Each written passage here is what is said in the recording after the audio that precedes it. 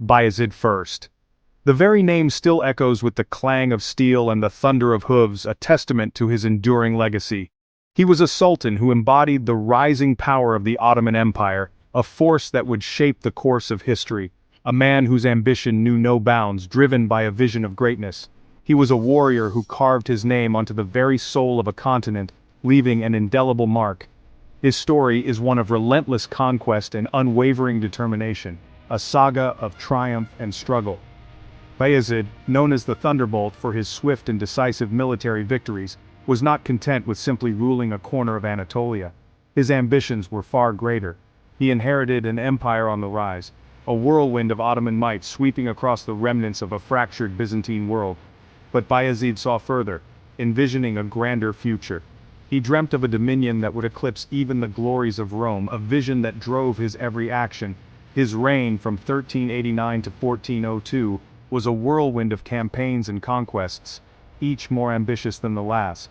Bayezid transformed the Ottoman Sultanate into the dominant power in the region, a beacon of strength and ambition. He pushed the frontiers of his empire deep into Europe, clashing with crusading knights and challenging the very foundations of the medieval order, reshaping the world around him. This is the story of Bayezid the Thunderbolt, a tale of ambition and power. A story of ambition, conquest, and an empire forged in the fires of war, a legacy that still resonates through the annals of history. Bayezid's path to power was anything but peaceful. Born into a world already steeped in Ottoman expansion, he was the son of Murad I, a sultan who had laid the groundwork for Ottoman dominance in the Balkans. Bayezid grew up surrounded by the trappings of power. He learned the art of war firsthand, accompanying his father on campaigns and proving his mettle in the heat of battle. In 1389 at the Battle of Kosovo, fate intervened. The Ottomans clashed with a coalition of Serbian and Allied forces. It was a brutal and bloody affair. The Serbian Tsar Lazar and Sultan Murad I both lost their lives on the field of battle. In the aftermath of this victory, forged in blood and fire, Bayezid seized the throne. He acted decisively, eliminating his rivals and consolidating his power. With the Ottoman Empire still reeling from the conflict, he wasted no time in asserting his authority and setting his sights on even grander prizes.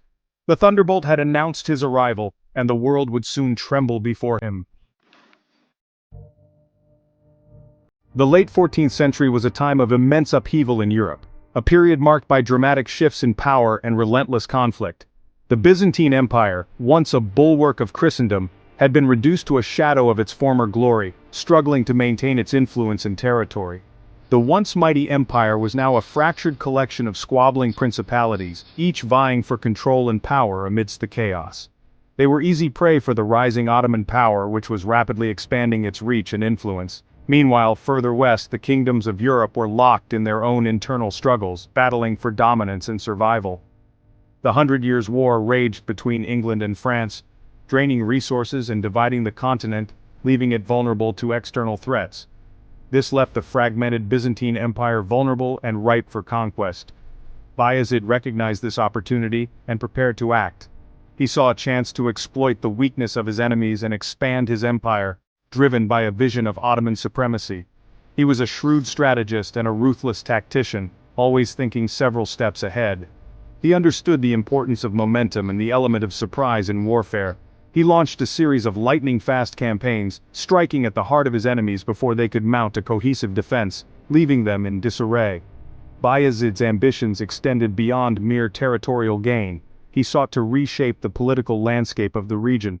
He aimed to establish the Ottomans as the dominant force in the region, both militarily and politically, securing their legacy for generations.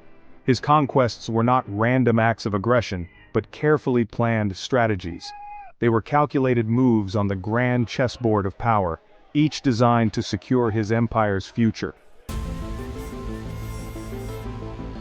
The Battle of Nicopolis, fought in 1396, stands as a testament to Bayezid's military genius and strategic acumen. It cemented his reputation as the Thunderbolt, a crusader army boasting knights from across Europe, assembled to challenge the Ottoman advance, confident in their numbers and prowess. They were confident in their martial superiority, fueled by religious zeal and dreams of glory. Bayezid, however, was not intimidated by their bravado. He met the Crusader challenge head-on. His forces, a disciplined and well-equipped army, clashed with the Crusaders near the Danube River, ready to prove their mettle. What followed was a display of tactical brilliance and raw military might. Bayezid lured the overconfident Crusader knights into a trap, feigning a retreat before unleashing a devastating counterattack that caught them off guard. The Ottoman Sipahis, mounted warriors renowned for their skill and discipline, smashed into the disorganized Crusader ranks with ferocity. The Crusaders, caught off guard and outmaneuvered, were routed in a chaotic retreat. Thousands were killed, and many more captured. The Battle of Nicopolis sent shockwaves across Europe, shaking the foundations of its military confidence. It marked a significant turning point in the balance of power between East and West, altering the course of history. The victory solidified Bayezid's control over the Balkans, further establishing the Ottoman Empire as a formidable force to be reckoned with in the region.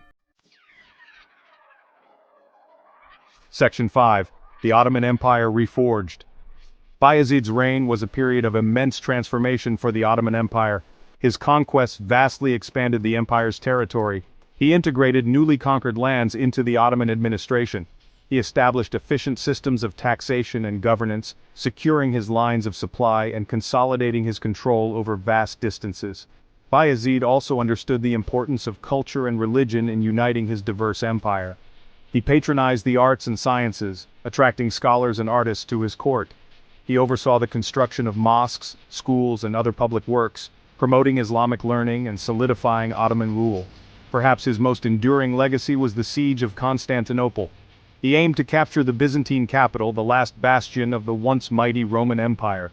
Although unsuccessful, his prolonged siege, lasting from 1396 to 1402, demonstrated the growing might of the Ottoman Empire and foreshadowed its eventual triumph over the city decades later. Section 6. Legacy of Iron and Conquest. Bayezid's reign, though relatively short, left an indelible mark on history. He transformed the Ottoman Sultanate into a vast and powerful empire, stretching from the Balkans to Anatolia. He laid the foundations for the Ottoman conquests that would follow, setting the stage for his successors to expand the empire even further. His military achievements, particularly his stunning victory at Nicopolis, sent shockwaves through Europe. They shattered the myth of Christian invincibility and ushered in an era of Ottoman dominance in the eastern Mediterranean. But Bayezid was more than just a conqueror. He was a shrewd ruler who understood the importance of administration, culture, and diplomacy. He implemented policies that integrated his diverse subjects into the fabric of the empire, fostering a sense of unity and shared identity. Section 7. The End of the Thunderbolt. Despite his string of successes, Bayezid's reign was not without its challenges. The rise of Timur, also known as Tamerlane, a Turco-Mongol conqueror from Central Asia, posed a significant threat to Ottoman dominance.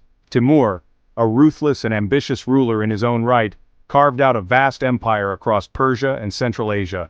He viewed the Ottomans as rivals and sought to dismantle their growing power.